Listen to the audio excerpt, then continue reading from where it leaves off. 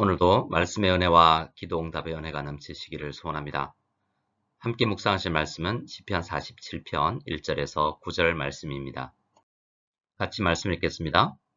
너희 만민들아 손바닥을 치고 즐거운 소리로 하나님께 외칠지어다. 지존하신 여호와는 두려우시고 온 땅의 큰 왕이 되심이로다. 여호와께서 만민을 우리에게 나라들을 우리 발 아래에 복종하게 하시며 우리를 위하여 기업을 택하시나니 곧 사랑하신 야곱의 영화로다. 하나님께서 즐거운 함성 중에 올라가시며 여호와께서 나팔 소리 중에 올라가시도다. 찬송하라, 하나님을 찬송하라. 찬송하라, 우리 왕을 찬송하라. 하나님은 온 땅의 왕이심이라. 지혜의 시로 찬송할지어다.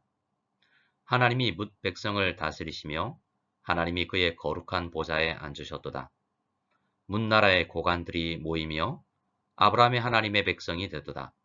세상의 모든 방패는 하나님의 것이며 그는 높임을 받으시리로다. 아멘. 우리는 말씀을 묵상하면서 우리 자신을 점검하게 됩니다. 어떤 말씀을 읽으면 우리에게 열심이 없음을 점검하게 됩니다. 또 어떤 말씀을 읽으면 우리가 얼마나 세상을 두려워하는지를 점검하게 되죠. 오늘 우리가 묵상할 시편 47편은 우리의 찬양 생활을 점검하게 합니다. 성도가 살아있는 신앙생활을 하고 있다는 것을 확인하고자 할 때 나에게 찬송 생활이 있는지를 점검해 보면 됩니다. 많은 성도님들이 성경을 읽고 진리를 깨닫습니다. 그러나 찬양하지 않을 수 있습니다. 어떤 성도님들은 기도를 열심히 합니다. 그러나 찬양하지 않을 수가 있죠. 그러나 주님 앞에 바른 신앙생활을 하는 성도들은 찬양을 하게 됩니다. 그가 살아가는 삶의 환경이 어떠할지라도 말입니다. 오늘 말씀을 통해서 우리의 찬양 생활을 점검해 볼 수 있기를 바랍니다. 시인은 자신이 만나는 사람들에게 명령합니다. 너희 만민들아 손바닥을 치고 즐거운 소리로 하나님께 외칠지어다 라고 말입니다. 이 명령을 처음 받은 사람들은 어떤 반응을 보였을까요? 어떤 사람은 나는 찬양하고 있는데 왜 찬양하라고 하는지 의문을 품을지도 모릅니다. 또 어떤 사람은 자신의 상태나 환경이 찬양할 만하지 않다고 생각할지도 모릅니다. 여러분은 이 명령 앞에 어떤 생각을 하십니까? 이 명령에 반응을 보이기 위해서는 그 명령의 그 내용을 자세히 살펴보아야 할 것입니다. 지금 시인은 어떻게 찬양하라고 말하고 있습니까? 손바닥을 치고 즐거운 소리로 외치며 찬양하라고 말하고 있습니다. 그럼 질문을 바꾸어 보겠습니다. 시인은 왜 그렇게 하나님을 찬양하라고 말하고 있는 것일까요? 우선 생각할 수 있는 것은 시인이 만나는 사람들이 하나님을 찬양하지 않고 있기 때문일 것입니다. 시인이 사람들이 왜 찬양하지 않는지 이해할 수 없어 하는 것입니다. 그래서 이 명령은 마땅히 손바닥을 치면서 즐겁게 외치며 찬양할 수 있는데 왜 찬양하고 있지 않는지, 혹은 찬양은 하고 있지만 왜 즐겁게 찬양하고 있지 않은지 안타까운 마음을 가지고 찬양하라라고 명령하고 있는 것입니다. 이렇게 즐거운 찬양을 명령하는 시인은 그래서 자신이 명령하는 것처럼 늘 즐거운 찬양을 부르는 사람인 것입니다. 그리고 사람들이 어떠한 환경 가운데서도 찬양할 수 있다라는 것을 깨달은 성도이겠죠. 그러면 시인이 왜 찬양해야만 하는지, 그것도 즐겁게 찬양해야만 하는지를 말하는 그 이유를 생각해 보겠습니다. 2절에서 시인은 말합니다. 지존하신 여호와는 두려우시고 온 땅에 큰 왕이 되심이로다. 오늘 이 말씀을 원어로 보면 2절 앞에 키라는 단어로 시작을 합니다. 히브리어 키라는 단어는 왜냐하면 무엇 때문이다 라는 의미입니다. 2절은 그래서 우리가 왜 손바닥을 치고 즐거운 소리로 하나님을 찬양해야 하는지 그 이유를 설명하는 부분인 것입니다. 시인은 그 이유를 세 가지로 이야기하는데요. 먼저 우리의 찬양의 대상이 되시는 여호와 하나님은 지존하신 분이기 때문입니다. 그리고 두 번째로 그분 앞에 서면 우리 사람들은 두려움, 곧 경외감을 가질 수밖에 없는 하나님은 거룩한 분이시다라는 이유입니다. 세 번째로 우리 찬양의 대상이신 하나님은 온 땅의 큰 왕이시기 때문이라고 이야기하고 있습니다. 우리가 하나님을 찬양해야만 하는 이유는 이 세 가지를 다 합쳐 생각해 보면 한마디로 하나님이 찬양을 받으시기에 합당하신 분이기 때문이라는 것입니다. 이 말은 다른 말로 왜 찬양을 못하는지도 설명을 해줍니다. 사람들이 하나님을 즐겁게 찬양하지 못하는 이유는 하나님이 어떤 분이신지 잘 깨닫지 못했기 때문이라는 것이죠. 설교를 들어도 성경을 읽어도 우리는 하나님이 어떤 분이신지 제대로 깨닫지 못할 수가 있는 것입니다. 무엇으로 우리가 하나님을 제대로 알지 못했음을 알 수 있을까요? 오늘 말씀에 의하면 설교를 듣고도 성경을 읽고도 큐티를 하고서도 만약 찬양을 하지 않는다면 우리는 하나님을 바로 깨달은 것이 아니라고 말하고 있습니다. 시인은 먼저 하나님이 지존하신 분이시다라고 말했죠. 지존하시다라는 말은 성경에서 피조 세계 전체를 통치하시는 온 우주 만물을 다스리시는 권세를 가지신 분이시다라는 의미로 사용이 됩니다. 이 말은 온 땅의 큰 왕이다라는 말과도 비슷한 의미이죠. 사실 온 땅의 큰 왕이라는 말보다 지존하신 하나님이라는 단어가 더 큰 의미를 지니는 것입니다. 우리는 살아가면서 한 나라를 다스리는 대통령을 실제로 한번 만나보기 어렵죠. 한 도시를 다스리는 시장이나 국회의원도 한번 만나보기 힘든 것이 현실입니다. 큰 기업의 회장도 만나기 어려운 것은 마찬가지죠. 가끔 그렇게 높은 지위를 가지고 있고 재력이나 권력 있는 사람들을 만나게 되면 그들에게 어떤 힘이 느껴지지 않습니까?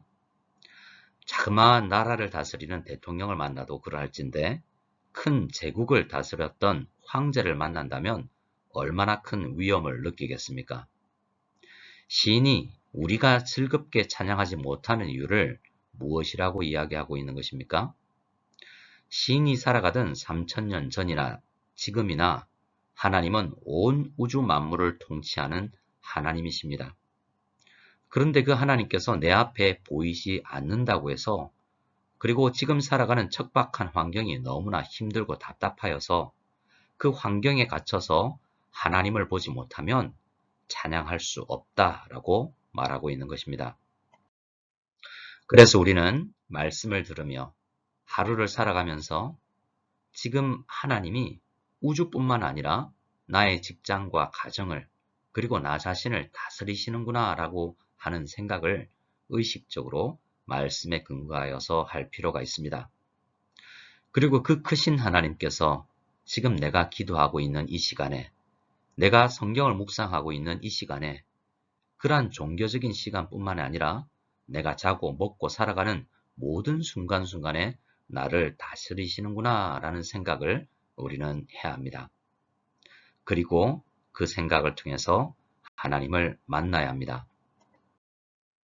우리는 그렇게 지존하신 하나님께서 우리의 삶에서 나같이 보잘것없는 자를 만나주시고 나의 형편을 아시고 위로해 주시는 그분이라는 것을 깨닫고 만나야 합니다. 시편 34편에서는 그 하나님의 선하심을 맛보아야 한다라고 말했죠. 그 하나님을 맛보면 찬양할 수밖에 없는 것입니다. 마치 맛있는 음식을 먹을 때 훌륭한 가수의 아름다운 노래 소리를 들을 때 자연스럽게 터져나오는 그 탄성처럼 하나님을 맛보면 찬양할 수밖에 없다는 것입니다. 그러면 우리의 기도는 어떠해야 되겠습니까? 하나님, 오늘도 하나님을 맛보아 알게 해주십시오. 그래서 하나님을 바르게 찬양할 수 있는 성도가 되게 해 주시옵소서라고 기도해야 할 것입니다.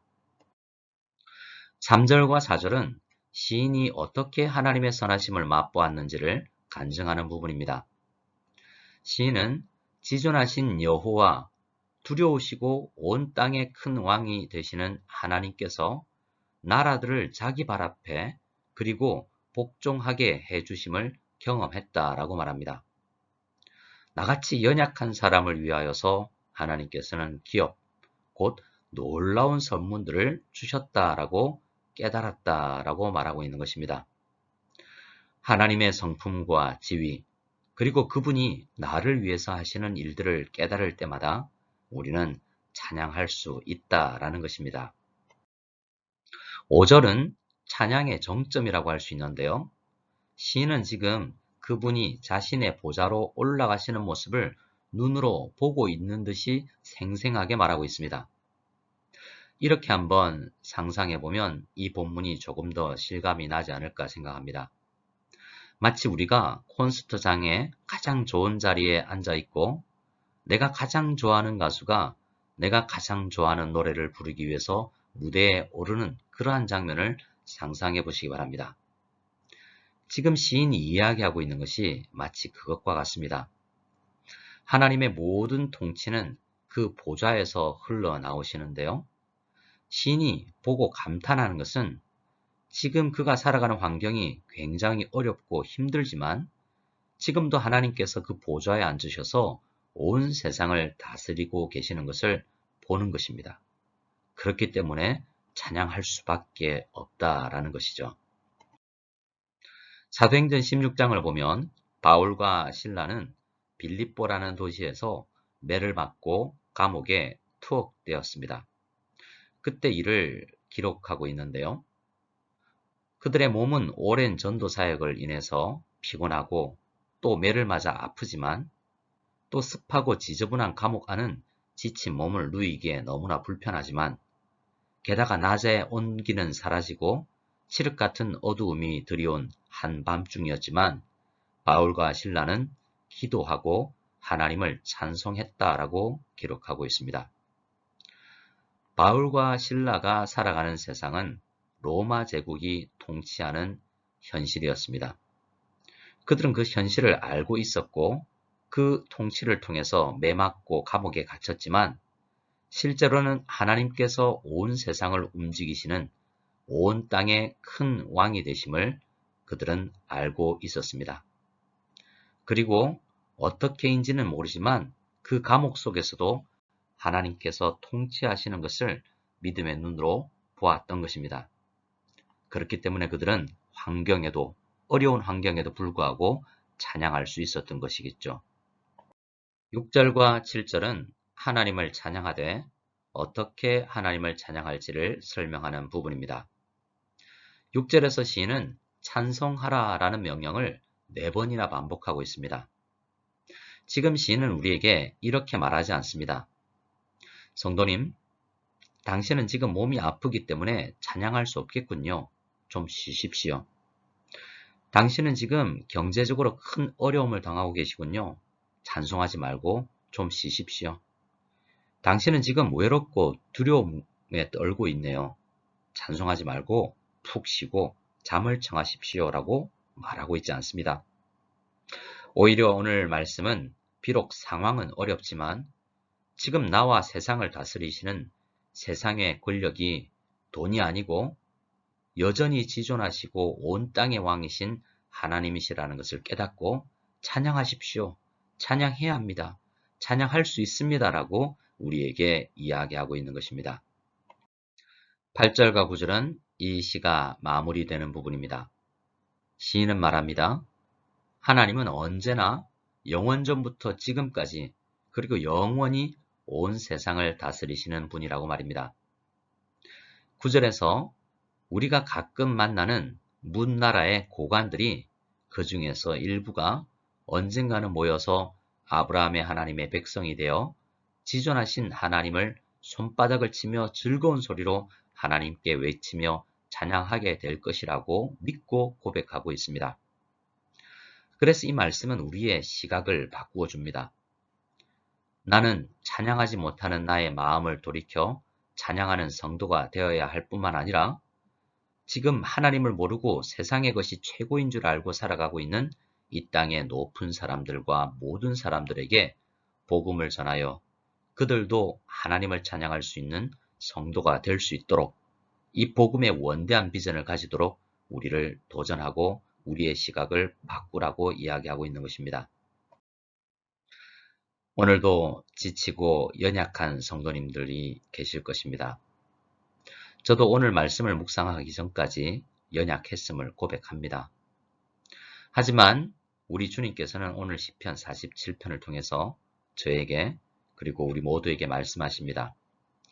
우리는 그렇게 힘없이 연약하게 살아갈 존재가 아니라 땅끝을 바라보고 문나라의 고관들을 마음에 품고 선교를 꿈꾸는 사람이 되어야 하고 될 수 있다라고 말입니다. 그러한 비전을 품고 우선 우리 지존하신 여호와 하나님을 오늘도 맛보고 찬양을 회복하게 되는 우리 모두가 될 수 있기를 기도합니다. 우리 함께 주기도문 드리겠습니다. 하늘에 계신 우리 아버지여, 이름이 거룩히 여김을 받으시오며 나라가 임하시오며 뜻이 하늘에서 이루어진 것 같이 땅에서도 이루어지이다. 오늘 우리에게 일용할 양식을 주시옵고 우리가 우리에게 죄 지은 자를 사하여 준 것 같이 우리 죄를 사하여 주시옵고 우리를 시험에 들게 하지 마시옵고 다만 악에서 구하시옵소서. 나라와 권세와 영광이 아버지께 영원히 있사옵나이다. 아멘.